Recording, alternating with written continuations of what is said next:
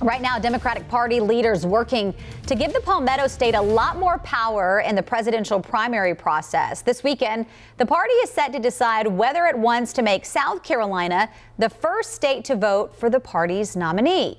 President Biden pushing for the change, highlighting the state's more diverse electorate compared to Iowa, which normally kicks off the election cycle. Wake Up Charlotte's Richard Devane joins us now. Richard, if this all goes through, the South Carolina primary would take place 1 year from today. Absolutely correct, Sarah. Good morning to you. Good Friday morning, everyone.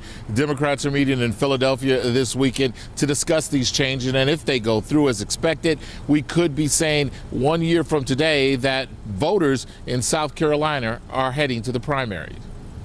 Democrats considering making South Carolina its first primary voting state. Over the years, primaries have started in Iowa for both the Republican and Democratic national committees.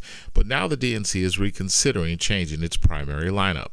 This comes on the heels of what many say was a contentious RNC meeting last week. Some members still upset over less than expected gains during the midterms. The DNC on Saturday expected to approve a new lineup for the party's presidential primaries, deferring to President Biden, who is championing South Carolina's primary opening voting on February the 3rd.